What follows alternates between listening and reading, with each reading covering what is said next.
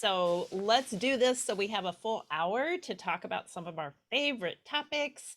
Welcome everybody to today's webinar on small space gardening. We have experts with us who are going to answer your questions and give us their favorite varieties and tips on some of these small space plants.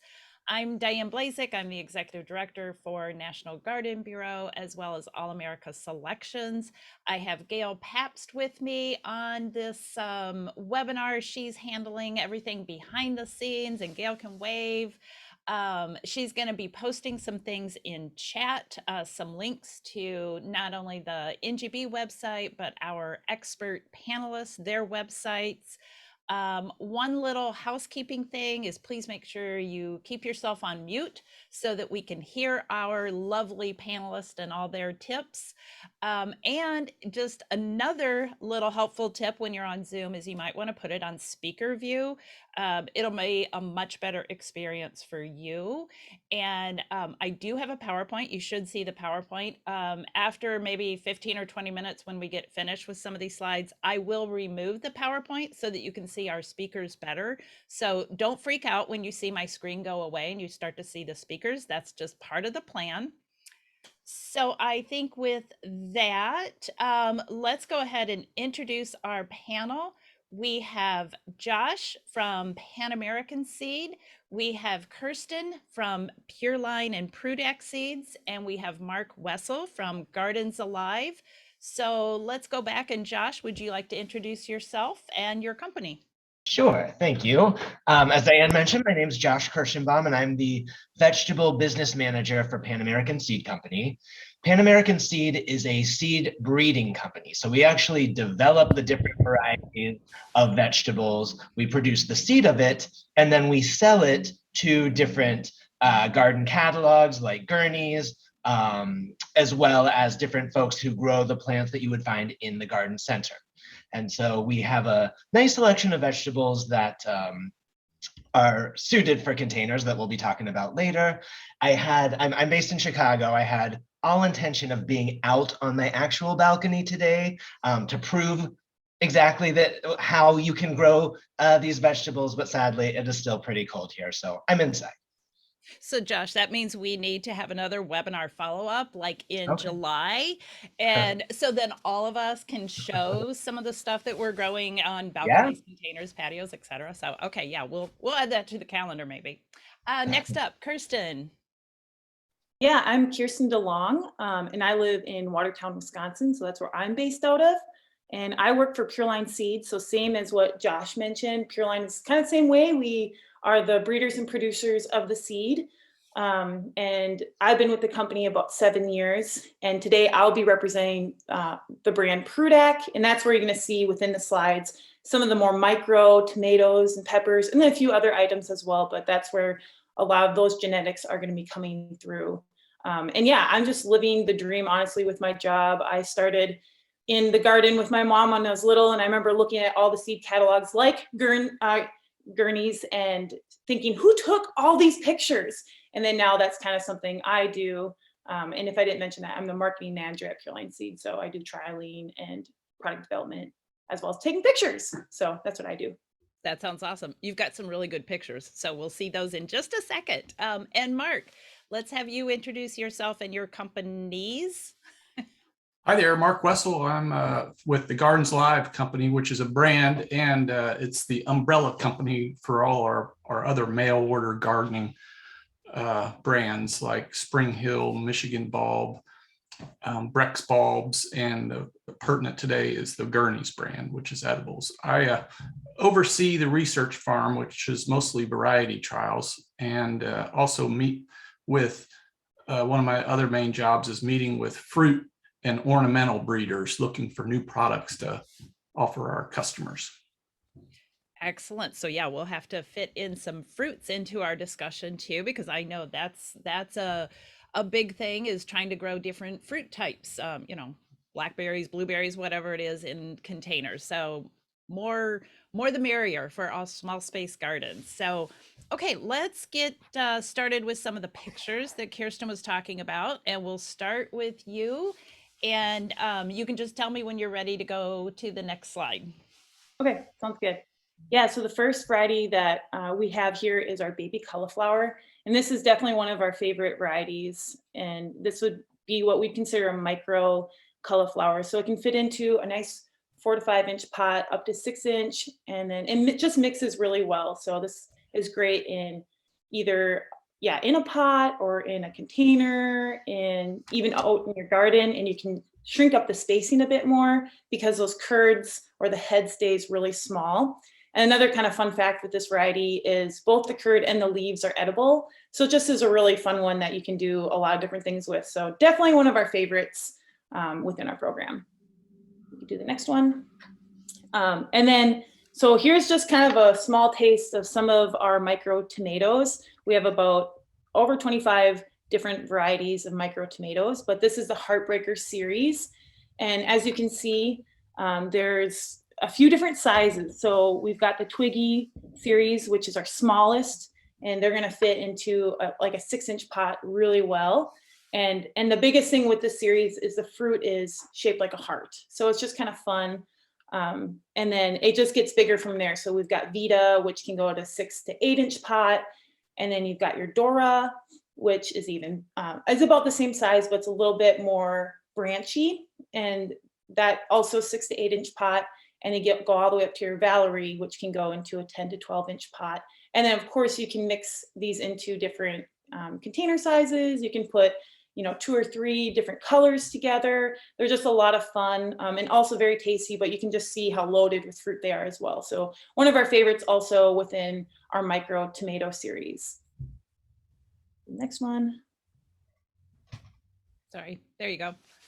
And then these are, just had to throw this in with talking about small space gardening. So just the tasty violas. I mean, I love flowers, but it's even better if you can eat them. And when I first saw these, I was very surprised. You can eat the flowers, and the part you want to eat on these is the peduncles. So where the petals meet the plant, or that attachment to the green plant. That's where the flavor is going to be. If you just eat the petals, you're not really going to taste anything. It's not going to taste bad. It's just not going to taste like much of anything. But that green part is kind of like a really nice sweet minty flavor. So this one is very pretty to throw in, a tiny little pot, or mix it in with maybe your tomatoes or other crops. And then, yeah, it has a long season, so it'll stay for a while, and you'll have your color, and then you can also eat it. So it's just really nice on top of like salads, or even on top of like cheeses. Just a lot of different things you can play around with the tasty violas. Next one. And then this is Seychelles. This was a 2017 AAS winner, so All America Selections winner. This one, it's a pole bean. So this might be like, why would this be in small space gardening? But this is actually, we personally think it's perfect for the small space garden because it's gonna grow upright. So you're gonna save a lot of space vertically, and then you can go, yes, you can go vertical, and horizontally, you're gonna have a lot of saved on space. And the nice thing about Seychelles too is you can trim the tops. So even if you're like on a balcony, you can let it grow up either on a little trellis, or alongside like a banner or anything like that. It can grow up really nice, but then just trim the tops, because that's going to let the flowers below not abort or drop off, and then that'll produce more fruit at the bottom instead of it getting really, really tall, because this can get up to 6 to 7 feet tall, and probably in some spaces you don't want it that tall. But you can even have this grow up maybe on some corn, grow up on some grasses. It's just a very fun variety, and also super tasty. I know a lot of people don't like beans, but they do like Seychelles when they eat it. So a fun one that you can play around in different spacings. Okay. And then Rainbow Candy Crush. This one also is very multi-use. So you could put this in a small pot, and then anywhere all the way up into your garden. Or I like to say it's like an edible landscaping. So it's very beautiful. It's like an ornamental, but it's also edible. So the leaves are a little softer, and they do have a sweeter flavor than a lot of kales. And as you can see in the pictures, it's more of a bush habit. So instead of a lot of kales getting really branchy and tall, this one stays a nice bush, and it'll stay like that all throughout the season. So early in the season, it'll be smaller, but then it'll just continue into the fall, really nice. as a nice bush. And then that color just gets even more pink and purple as those nights get cooler. So it's another really fun one to mix around with taller plants and different crops. And then I think the last one. So this is our peppers from heaven. So one of our micro pepper plants. You can see there's 3 colors here: orange, yellow, and red. And this is a sweet pepper, which is hard to get in many peppers, is a sweet pepper. So this one's a fun one just because it's a hanging basket type. So you can see how loaded it is. You can have it in more or less like a 6-inch pot, all the way up to a 10 to 12-inch hanging basket. Just add more plants in there. So a lot of these pictures are actually 3 plants to get that really, really full hanging basket. Yeah, and it's just a really good snacker. You can even eat it at the green stage. We breed it so that it has a really sweet, crunchy flavor when it's young. So you don't have to wait till it puts on color if you can't wait. But also when you pick the fruit, it's going to keep producing more fruit. So one of our favorites as well is peppers from heaven. Excellent. Okay, next up is Josh. All right, so we are going to start with tomatoes, and one of my favorite series of tomatoes for containers is our little series. So these are meant, we actually developed these so that they would be obviously performing well in a standard size patio container, and I'm talking maybe 12 inches or so. It could be a little bit bigger, it could be a little bit smaller. But the nice thing about these are that they really produce a good amount of fruit, so that a home gardener is going to actually be pleased with the yields that they're getting off of one compact variety. So we have Little Bing, which is our red cherry tomato. We have Little Napoli, which is our Roma or plum tomato, and Little Sicily, which is what I would consider to be a standard round red slicer. Okay, so this is another really interesting variety, Tidy Treats. I'm going to go into a little bit of science right now. And for any scientists that are listening, I apologize because I'm not a scientist. But when it comes to tomatoes, there are determinate varieties and indeterminate varieties. And in general, the determinate varieties are the ones that stay relatively compact. They will grow vegetatively at the beginning of their life. Then they'll set out a flush of flowers, and then there'll be a set of fruit that ripen in a relatively small amount of time. Indeterminate tomatoes, on the other hand, to continue to grow vegetatively all summer long. They'll continue to flower all summer long and continue to produce fruit all summer long. So typically when you think of that huge tomato plant that's growing in your garden, it's an indeterminate variety. So Tidy Treats is actually an indeterminate variety, but it is bred on using compact dwarf genetics. And so this is really nice because it's something that will grow well in a container, and you'll be able to continue to produce harvest fruit off of it all season. Or it's also really nice if you wanted to grow it even if you have some garden space, but not a lot. This is a very manageable, tidy plant. And it's a red cherry tomato with a really good flavor too. Good explanation. Thank you, scientist Josh. And we have options for those who want to grow in a hanging basket or have a variety that kind of cascades over. So Tumbler is the one on the left side of the slide.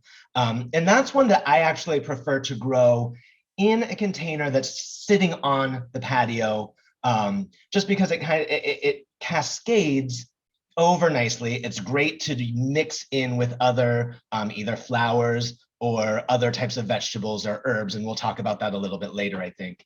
And then Topsy Tom, on the other hand, is one that I think is really, really good for a hanging basket. This is a variety where the stems are really nice and pliable.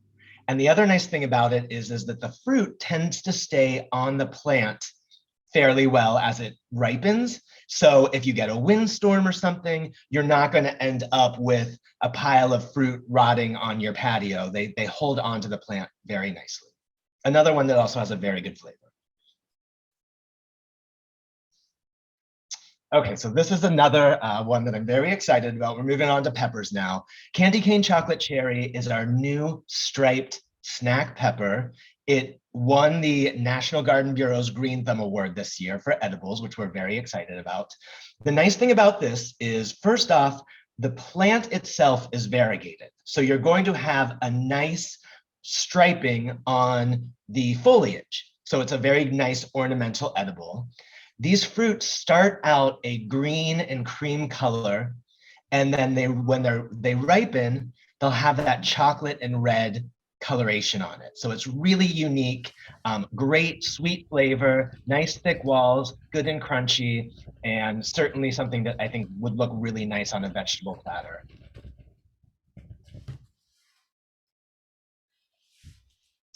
And then one of our All-America selection winners is Patapeno. And Patapeno, kind of like the peppers from heaven that Kirsten was talking about, is a jalapeno type that performs very well in a hanging basket. It kind of has a cascading habit.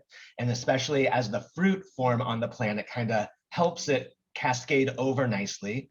It also does great in a container just on the patio. Or again, if you have just a small space, with garden, you can certainly plant it in there too. The other thing that I'll mention about Patapeno is it is really, really early to ripen. So if you live in an area that doesn't get a lot of heat, oftentimes hot peppers can be a little bit difficult, but this is one that I think would perform very well in most parts of the country. And then if you're looking for a cucumber, we have an option for you there too. So Patio Snacker is a variety where, as you can see in the picture, it's still a vining plant, but it's a relatively shorter vine, I would say. It forms these nice little, maybe 4 to 6 inch cucumbers. And the other thing that's really nice about this, and I'm going to use another very big scientific word right now, it is parthenocarpic, which is basically just a big word meaning that it does not need insects to pollinate the flowers in order to produce the fruit. So if you live on the 35th floor of a high rise and want to grow cucumbers off of your balcony, there might be a chance that there's not going to be a lot of bee activity up there. This is a variety that will still continue to produce fruit without any insect pollination. I put it in the chat message. Hopefully I spelled it correctly, but okay, basil. And then, yeah, let's not forget about herbs either. We have a series of basils called our Everleaf Basils. There's Emerald Towers that you see in the picture. We have Everleaf Genovese. We have a Thai version of it coming up in the next year. And these are really, really great for containers because, as you can see in the Emerald Towers picture, they're very upright and columnar. If you want to talk about, and I know that we're going to discuss this later again, but little mixes of containers with vegetables, herbs, and flowers, I think that this is a perfect option for the centerpiece of the container because it's so big and upright. The other thing that's really nice about these are that they are extremely late to flower. And when it comes to basil, that's a really nice thing because once a basil plant starts to flower, it doesn't continue to produce leaves. The flavor gets a little bit more bitter and somewhat astringent, and the plant will eventually start fizzling out. So these are great. I had one plant on my balcony last year. I harvested it numerous times. I had more pesto than I knew what to do with, and it did not flower by the end of the season. And then the others are just some examples of some of the other varieties we have. If you wanted a purple variety, Dolce Fresca is a great All-America selection winner. And then Simply Herb Tri-Basil is a nice mix of different basils. And then our kitchen mini series. These are somewhat similar to what Kirsten was talking about, but these are a series of tabletop vegetables. So if you do not even have a balcony or a patio, it does not matter. You still have an opportunity now to grow your own produce. So our kitchen minis are meant to be grown in anywhere from a 4 to 8 inch container. Ideally, you would go to a garden center, purchase these with fruit on the plant and potentially even some ripe fruit on the plant. You take it home, you put it in a sunny windowsill or a patio table rather than the actual patio itself. And you can harvest delicious sweet peppers, hot peppers, cherry tomatoes for several weeks.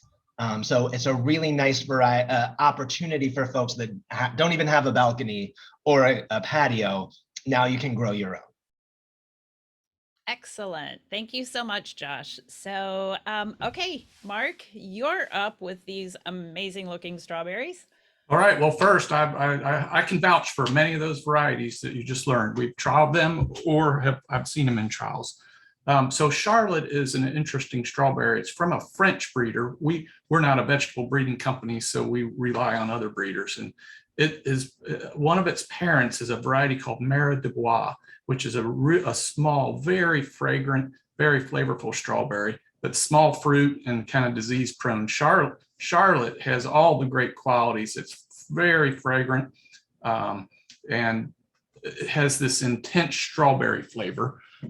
And it's an everbearing or day neutral strawberry. So about every 6 weeks, it'll cycle, and bloom, and you'll get more strawberries. The heat of the summer, it slows down a little, but picks right back up when it starts cooling off.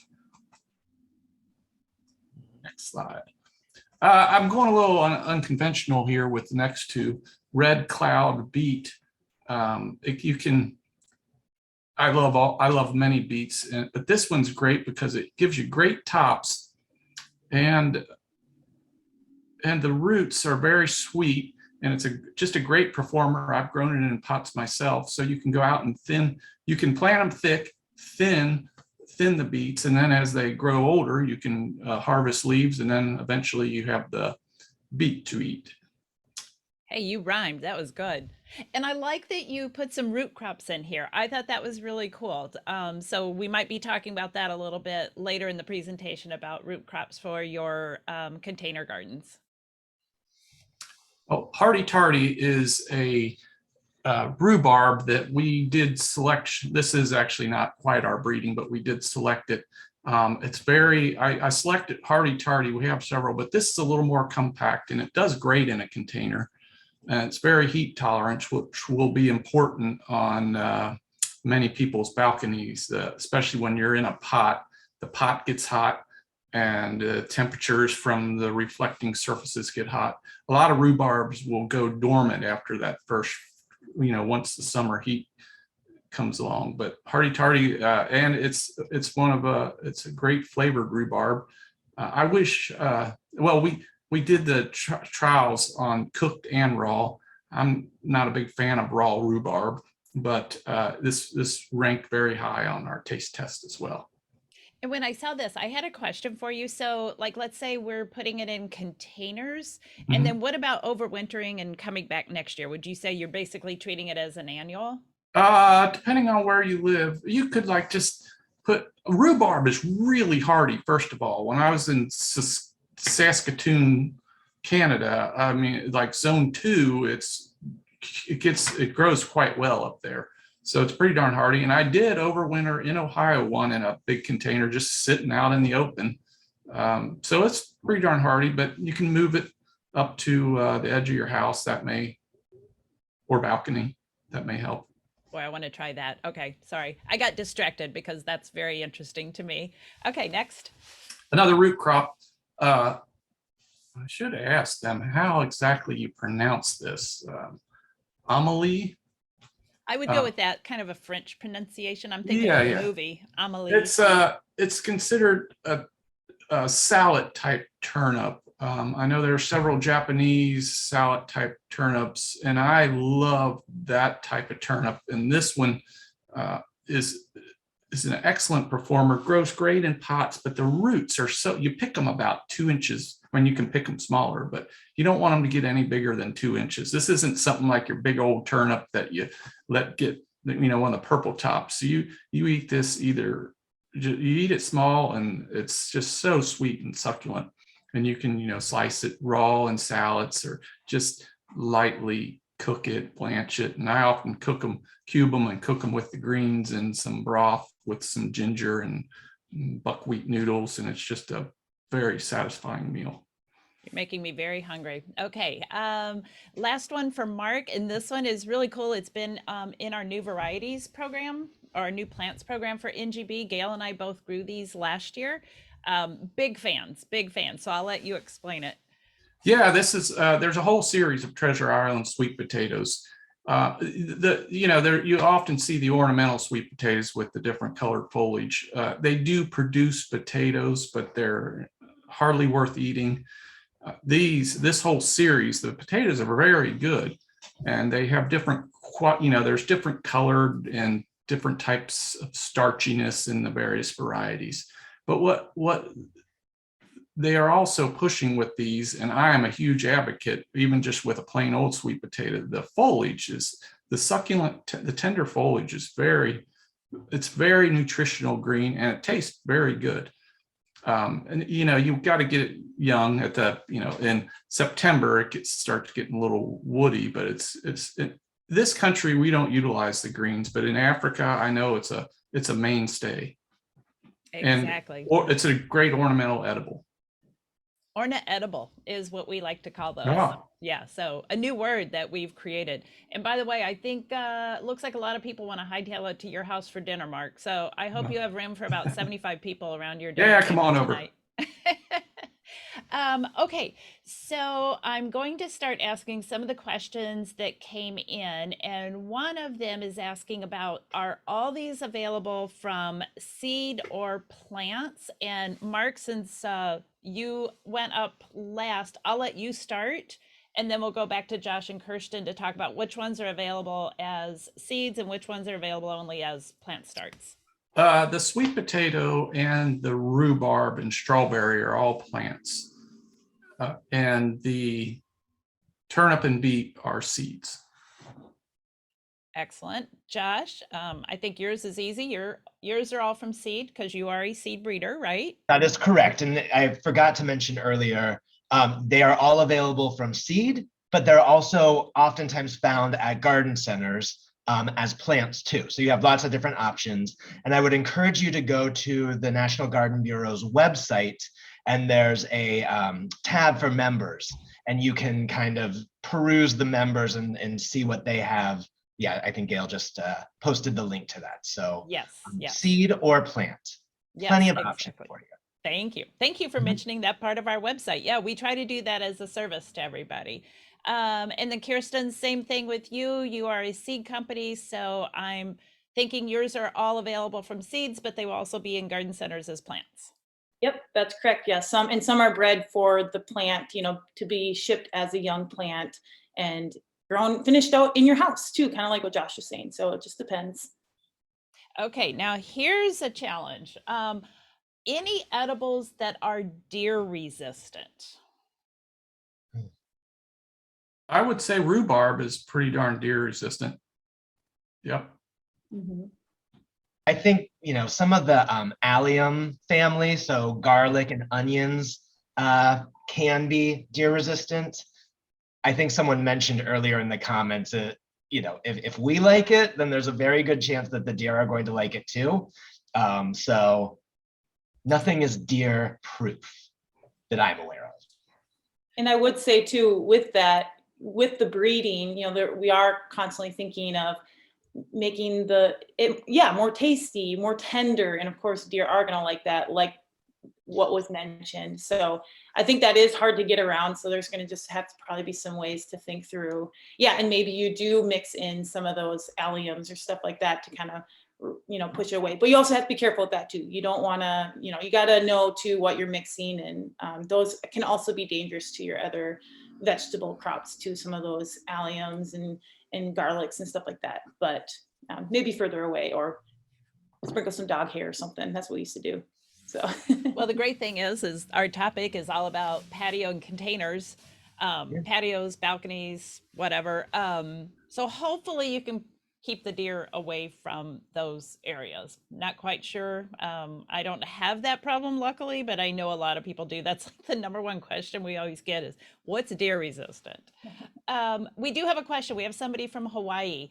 Mark, on the rhubarb, it is not available as a seed, only a plant, correct?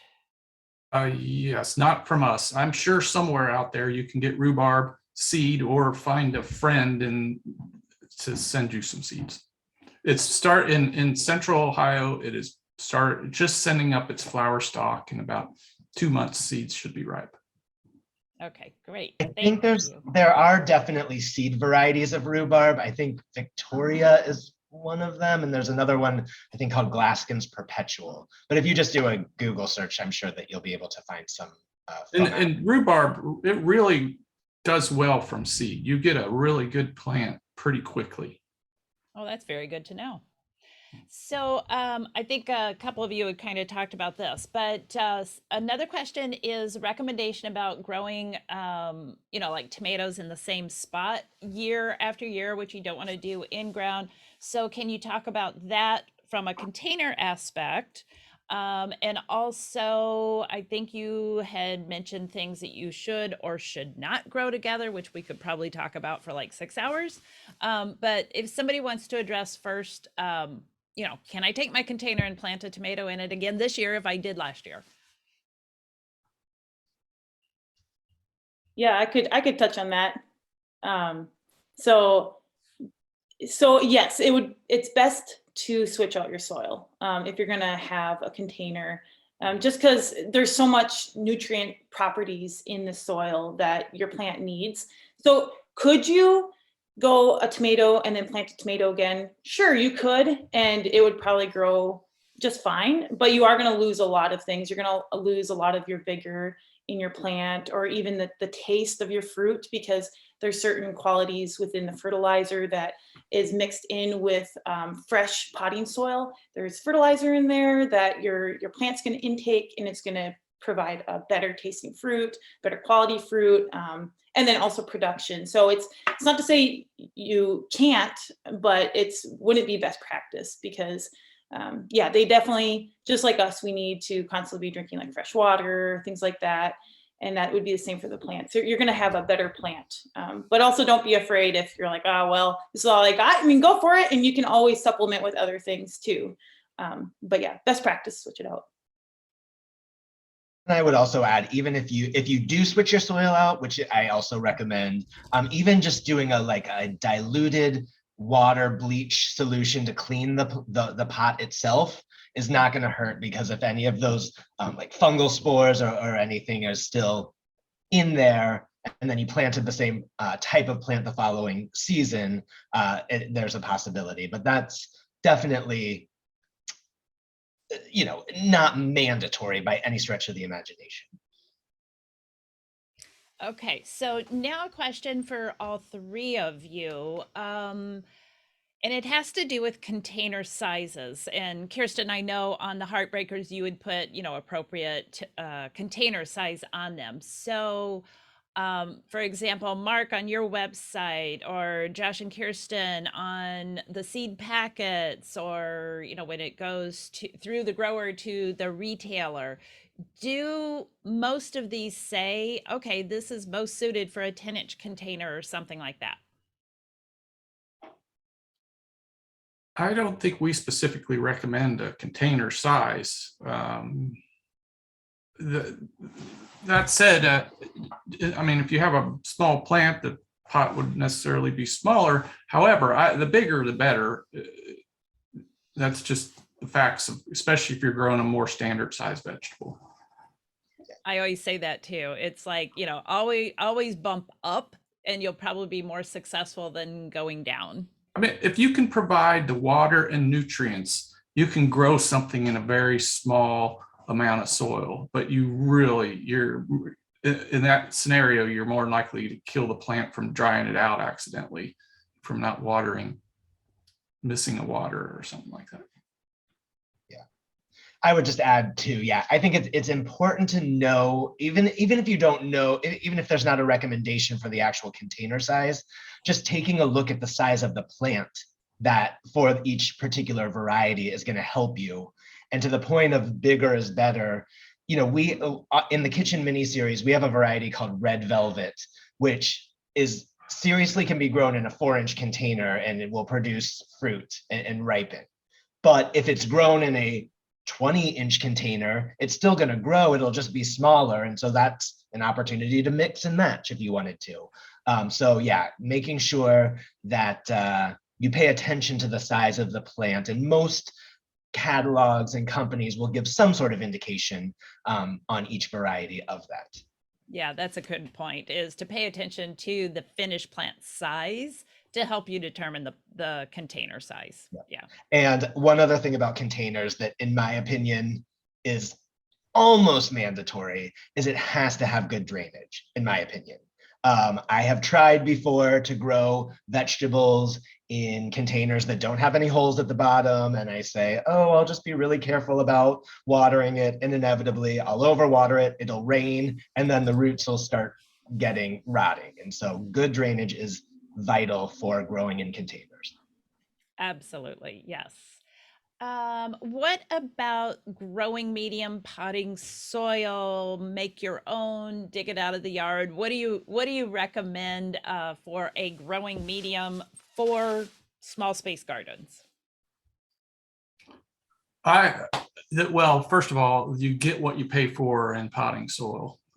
It pays to get a good high quality potting soil. And no, I rarely would ever recommend putting garden soil in there. You're just introducing pathogens and weeds and all sorts of other nasty things. And yeah, and we actually did a trial on different potting soils just on the seedlings, and the performance of the different, it was amazing. It was an astounding, just seeding into flats of different kinds of potting soil.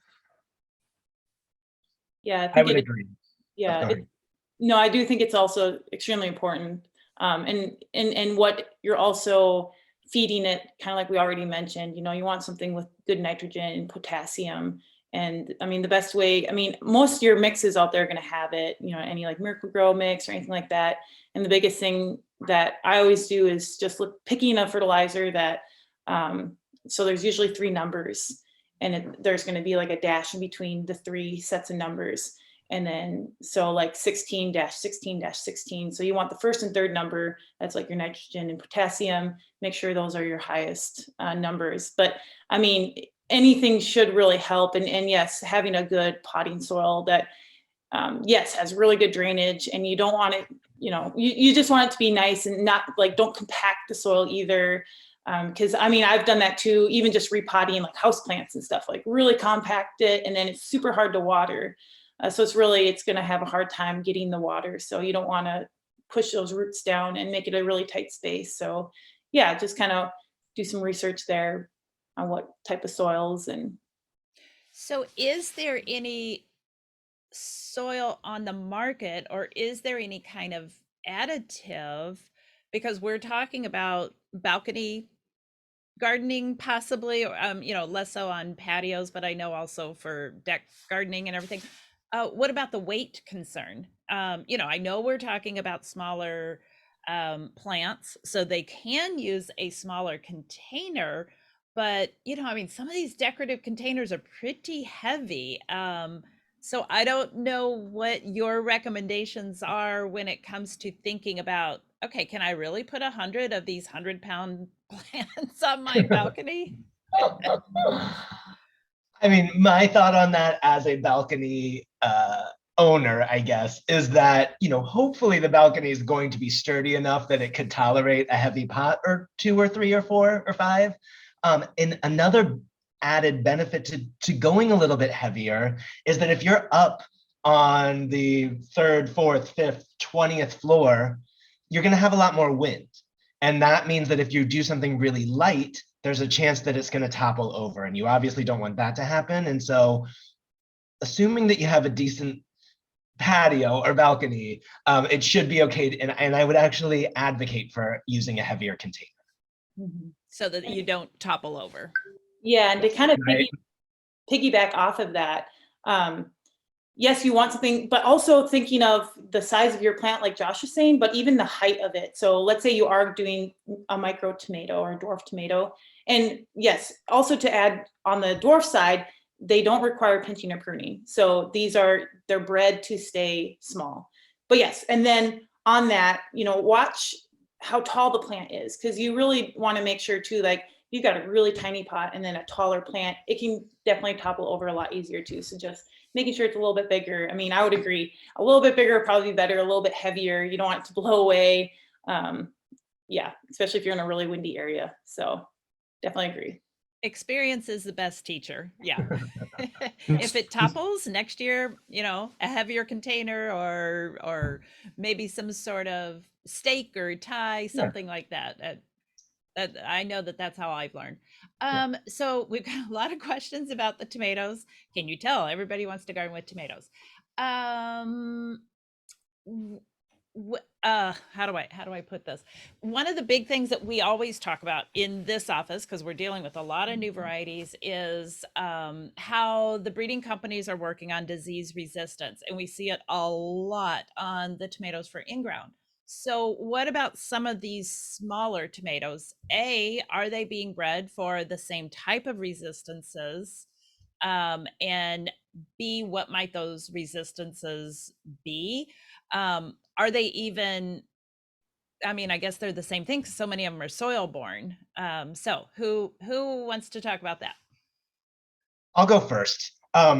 Some of our container varieties do have disease resistances. Just, I think like verticillium and fusarium are the first things that come to mind on some of the little series of tomatoes that I was talking about earlier. And it is, there, you don't have to worry so much about the soil-borne disease resistant or diseases just because it's being grown into container, but like fungal diseases can spread by spores and things like that. And so it is nice to have that. But in general, you don't need as much of a disease resistance package as you would as if you're growing it in the ground. Yeah, I would agree within our breeding too. It's very much the same. I mean, if you're having an indeterminate tomato, yes, or something that's in the soil, you really focus that on in your breeding. But for us, yes, that is a factor within the breeding. And also when it comes to breeding, that I think a lot of people don't realize is if you're breeding towards something, you're going to kind of lose out on something else because there's only so, think of it as like a box. There's only so much that box can be pulled one way or the other. So if you breed a lot of disease resistance, you might lose a lot of your flavor. So it's a really fine line that breeders have to kind of dance all the time. Always trying to focus on, yes, the taste and, that it lasts or matures early. And then, but yes, disease is part of that. But like Josh said, since we know that the end result is that it's going to be in a pot or just a raised bed or something, it's a little bit more protected from some of the main diseases. Excellent. Yeah, and what really helps with, especially tomatoes, is good air movement and good sunshine all around them. That's just in general for a tomato in the ground or in a pot. And something that small, there's plenty of ready-to-use little spray bottles of pretty low impact as far as, biocontrols, organic materials that would be easy to, prevent some of these fungal issues if they're ongoing for you, if it's an issue. Yeah, I like that because if you're in containers and you're on a balcony, don't squish them in too much because then you're going to restrict that airflow. So excellent point. So you mentioned taste. Several of you have, and somebody's asking about the taste. To be frank, you cannot compare a cherry tomato with a big beefsteak tomato. It's apples and oranges. But maybe you guys can comment and, okay, Josh is with the breeding company, Kirsten's with the breeding company. Maybe we toss this one to Mark. And I know you do a lot of trial. Ours are the best. No, just joking. Just joking. So we'll open it up to Mark first. And I know a lot of these are new varieties. Maybe you haven't had a chance to personally taste these, but overall for smaller plants, be it tomatoes or peppers or whatever. Who wants to comment? I'm kind of putting you on the spot, Mark, but you want to comment on taste? Well, in general, breeders think about taste more now than ever. You always used to hear the story of, we're breeding for transport and storage, but now I talked to a strawberry breeder and they said taste was never an issue. They wanted a strawberry that lasted 14 days after picking, but now taste, everybody's considering taste. And especially with the small tomatoes, they've come a long way in quality. Yeah, they're getting very good. They are very good. Not just getting there. They are good. And you're absolutely so Right. With all of our All America Selections trials, the number one thing we tell the judges, look for taste and then texture and then look for all the other claims. So you do know when there's an AAS winner that the taste is going to be there because, I mean, the judges are literally standing in the field tasting the entry and then tasting the comparison, and they're judging it. It's a tough job, you know, and taste is rather subjective, but yeah, I agree with you, Mark. I mean, the breeders are always talking about taste because you can breed something that will never die and will produce 10 million tomatoes, but if it doesn't taste good, it's Right. going into the compost heap. Mhm. Yeah, exactly. So another topic that looks popular is about fertilizing. So, you know, we know it's a container. It's going to need more water for one thing, so you can combine water into your answers here, but also fertilizing. And I know from previous webinars, everybody always says, well, it depends. So I know we've got that caveat, but maybe you want to talk about peppers and beans and tomatoes. Address some of those in the fertilization needs.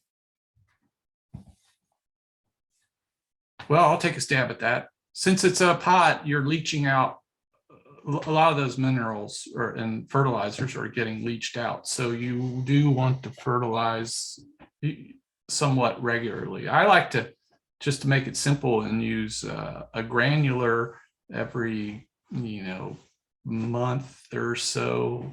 Your plant will tell you. You don't want to ever hop them up on nitrogen too much because that'll just invite a lot of insect pressure and all that. Or you can use a dilute water soluble fertilizer, on a more regular basis. So, but yes, it's important because you'll eventually starve those plants out if you're not giving them any food. Because even if it comes fortified, your potting soil, it won't hold those nutrients forever. I would agree with Mark. Hopefully I made it clear that drainage is important. That also means that, water is going to be flowing through a lot more than it would be than if they were in the ground. And that means that the fertilizers can also leach out. I also like Mark's idea of doing the granular because a lot of these organic fertilizers that are good for vegetables, if you use a granular one, it's a little bit slower release. Whereas a liquid one, it's just going to kind of flush through faster. And so the granular kind of helps spread out giving the plant food over the season. And what I like to do is I'll try to, like when I'm initially planting, I'll put a little bit of the granular fertilizer in the hole that I'm going to be putting the plant in, and then I put the plant in. And then later on in the season, I kind of side dress just on the top and let it, again, as you're watering, it'll just kind of start flowing through. And that seems to work well. And I also think just like looking at your plant and seeing if your plant looks great and healthy, it doesn't mean that you need to load it up with a whole bunch more fertilizer, so just paying attention to the plant as it's continuing to grow, I think is also helpful, regardless of the type of vegetable that you're talking about. Okay. I have a fun question here. She's calling it a plant geeky question. And so Josh, I'm going to direct this to you, not because you're a plant geek, but because I know Pan Am is doing some work in this area. So let me read it to you. We have grafted heirloom tomatoes onto other tomato rootstock for disease resistance, but still have that great taste. Has anyone grafted, say, an heirloom tomato onto these smaller varieties to keep the size down? Or is this a silly idea? First off, I'm honored to be called a plant geek, so you can call me that anytime that you would like. Actually, so when it comes to grafting, as Debbie had mentioned, you have the rootstock, which is the part that gets, that the roots grow out. There are some varieties of rootstock that are meant to keep the plant more compact. I don't know, I have never done that. I haven't taken like Little Bing tomato and used it as a rootstock for one of the heirlooms. I don't know what would happen. It's a really good question, and it'd be very interesting to see how the plant reacted. But I know that there are particular rootstocks for grafting that help keep the plant more compact. That's an excellent question. Yeah. And it would be worth a try. I know I have heard of, in the fruit tree world, you're always dealing with different dwarfing rootstocks, but I have heard of people putting a variety onto a genetic dwarf, something that's just naturally dwarfed, and that variety grows just as tall as it would up on its own roots. So Debbie, worth if a you want try. to give it a shot, we would love to find out your results from one plant geek to another. Oh, that's fun. Hey, Mark, you mentioned fruit, and okay, I know tomato is actually a fruit, but we've been talking more about, like the vegetable side of things. But Mark, you want to talk about some fruits? Oh, you already said tomato, strawberries. You want to talk about some other fruits that might be great grown in containers on balconies, etc. Well, there's a lot of tree fruits, especially if you get them on a dwarfing rootstock. Peaches, well, even on their own roots, a standard, if you restrict that pot size. I have a nectarine. This is perfect because I was just looking at a nectarine in about, let's just say it's about a 3-gallon pot. And I grafted it 3 years ago, and it's fruiting now. It's only 3 feet tall, and it'll have a full crop. I'm going to have to thin off there. Yeah, so yeah, and there's apples. Some you have to worry about pollination with some stuff. You'll need 2 varieties, but peaches are good, and then raspberries would be good. A lot of raspberries grown commercially in the country now. They're moving to small pots and they're growing these giant raspberry plants in them, but they're just pumping the water and everything to them. But you would want to get a primocane. That's the double cropping raspberry, so you'd get two crops a year, and if something happened to the first crop, you would be pretty much guaranteed the second crop would come through. Yeah, fruit. Some things are not so great, but a lot of your fruit trees, you just think of them as a bonsai. Yeah, that's a good point. Not quite, but yeah. Yeah. Somebody mentioned currants. We have in our new varieties, we have quite a few blackberry bushes now that are more compact, that work great in containers. And then there's a fig too. Gail, maybe you can put some links to some of those in the chat. So yeah, I would love to try to grow a fig on my patio. That's going to be a goal of mine. Mark, while you're there, I have a question about that rhubarb. Is it a hybrid, or if they grow it and save the seeds, will it produce basically the same plant? Oh man, it at one time, I'm not sure the background totally on that, but it's produced in tissue culture. So every plant is identical, but in general, from when I started seeds from our various varieties, they come pretty close, but not identical to the one there. Okay, and that one did not have the F1 notation on it, so I'm not sure. But Joyce, we can do a little research and we'll get back to you on that question. Actually, one thing about that, yeah, that was selected from open pollinated seeds that we just kept selecting and selecting. Okay, great. One of the things we really haven't touched on, other than Kirsten had put her violas in there, but let's talk a little bit about, okay, I want my balcony to be pretty, and sometimes toward the end of the season, maybe the tomato plant isn't so pretty, but what about combining it with ornamentals, annuals, perennials, whatever? Any suggestions, any things to, really be cautious of combining? I know combinations and companion planting is kind of a big topic. So anybody want to take on that one? Yeah, sure. So for combinations, one of the things I would definitely recommend is just knowing the dates of maturity, or just when it matures, or the season it's in. So if you combine different things, so if you have something that's more of like a fall crop, depending on where you live, of course, but it's something that likes more the cool weather, and then maybe you have a tomato. So you have your tomato in the main season, and then once your tomato's kind of done, you still have something else in your pot that's really pretty. Depends on how big your pot is too, but you can kind of have fun that way. Like I think I always talk with my mother-in-law, we talk about edible landscaping. So kind of having that mindset of edible landscaping. So, this is going to be both beautiful, but also edible. So yeah, you can mix in different flowers. Actually, a lot of flowers are edible. Just don't quote me on that and like eat every flower because there's some that probably shouldn't eat. But yeah, a lot of flowers are edible. So do some research there on which ones you could do. And there's a lot of fun things you could do, whether eating it fresh or as, dried down, as an herb, a lot of different fun things there. So yeah, I would say the biggest thing is just have a lot of fun, like just see the beauty in vegetables because and that's another thing too, I think breeders are really thinking of a lot too. It's not just about production like Mark was saying, but they are thinking of the beauty aspect, whether it's the fruit or at Pure Line, we breed a lot of peas. That's one of our like bread and butter that we breed. And peas are, just kind of like a mainstay in your garden, but there's a lot of things that we're coming out with too, that they have like a blue-green vine. And then they're smaller and they have these tendrils that stick to each other. So they don't need a trellis or anything. And those could be really cool in a pot or a container because you get different variations in height. And then also just the color, even with a pea, it could be early season and the pea sets its flowers, you get some fruit off of it. And then you also, let's say, have your pepper in there.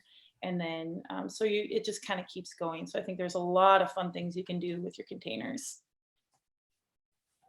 I think one thing to keep in mind, because we were talking about fertilization. So, if you're planting a flower in there, it's going to compete for nutrients. So to me, I have found that the more flowers you put in, because I like to cram a lot of them around my tomato plants, etc., is the more that you have to fertilize because they're competing with each other, but it's doable.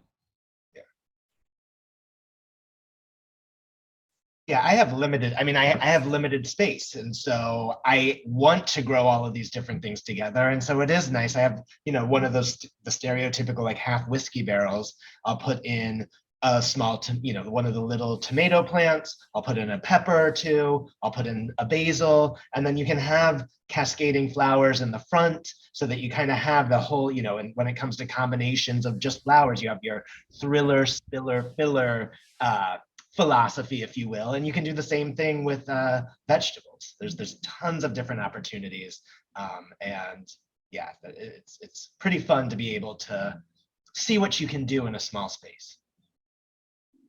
Mix and match your colors and be all trendy. Yeah. That's always fun.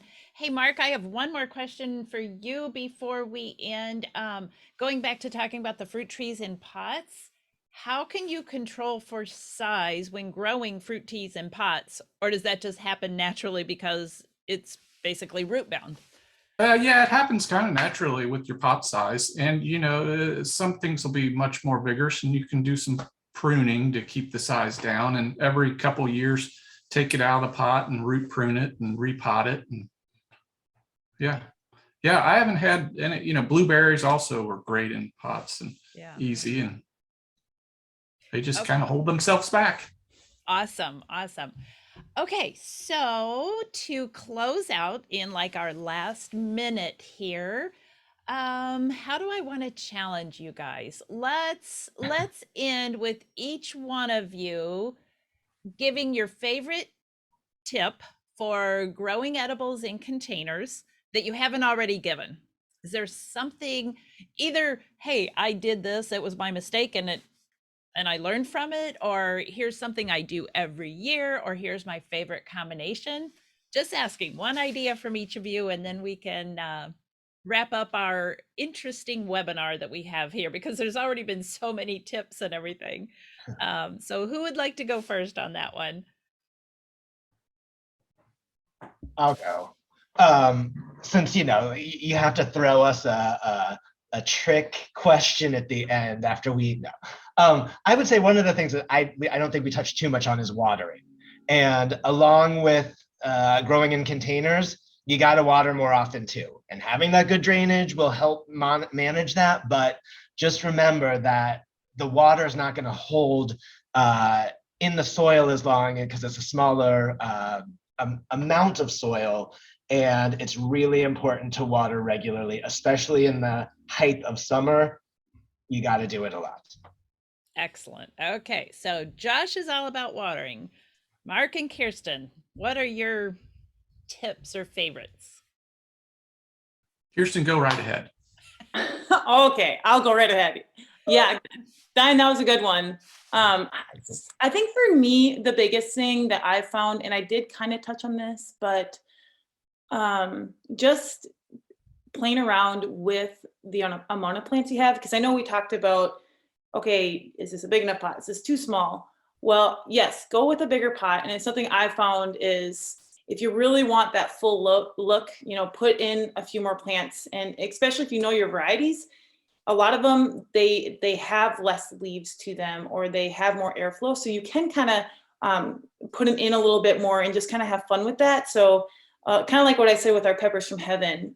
You look at that picture and you're like, wow, that is huge. Well, it technically is 3 plants in there. So I think if you kind of think about that a little bit, like how is this going to look on all sides when I'm looking at, you know, if it's a hanging basket, or if it's a, you know, something that's setting out, or even just like a raised bed. Thinking of like when you're looking all the way around. So how is that gonna, you know, how do they all play together? So do I need to put 3 plants in here of the same variety, or do I need to put something tall in the middle? And also think through, if it is tall, just make sure it's not shading out your other plants. So that's something too I've definitely learned over the years is I'd be like, yeah, this is great. And then the sun just shades it out, and then the other ones really don't grow as well. So just kind of keep in mind that too. That's excellent. Yeah, I've had that happen. Okay, Mark, are you ready? Okay, well, I love my greens and herbs at their tender, most succulent time. So what I recommend is you buy big sacks of seeds, and you just sow up your pot thickly, like arugula or cilantro or whatever it is. And then you just, when you want it, you may have to thin, but you just go out with the scissors and cut it down. And then you have another pot, like, and once eventually you can only cut on arugula so long, and it starts getting tough, and then it wants to flower. You have a pot ready, you know, you have in the background somewhere, you sow again. And so you just keep rotating, just keep sowing to keep your vegetables tender. And basil too. I love young basil, that old gnarly plant at the end of the year. I just prefer nice young stuff. So get lots of seeds and grow it yourself. Keep growing. So what's coming to mind to me is the movie Nemo. Just keep swimming, just keep swimming. I think our new motto here is just keep sowing, just keep sowing. There you go. We'll use that. Gail, you can use that on social media. You can thank me later. Okay, this was so fun, everybody. I'm so eager to do more planting, put more in pots, and experiment and try everything new. I thought I had tried a lot of new things, but I've got even more to do. So Josh, Kirsten, Mark, Gail, we thank you for everything here. We thank all of our panelists. We have recorded this. We'll put it out as a YouTube video, and we can share it with even more people, because we want more and more people to grow their own, you know, experiment and have fun and get outside and all that. So thank you, everybody. Have a wonderful weekend and happy gardening. Just keep sowing. See you guys. Everyone. Thanks for the great questions. Yeah. Yes, for sure. Yeah, have fun experimenting. Thank you.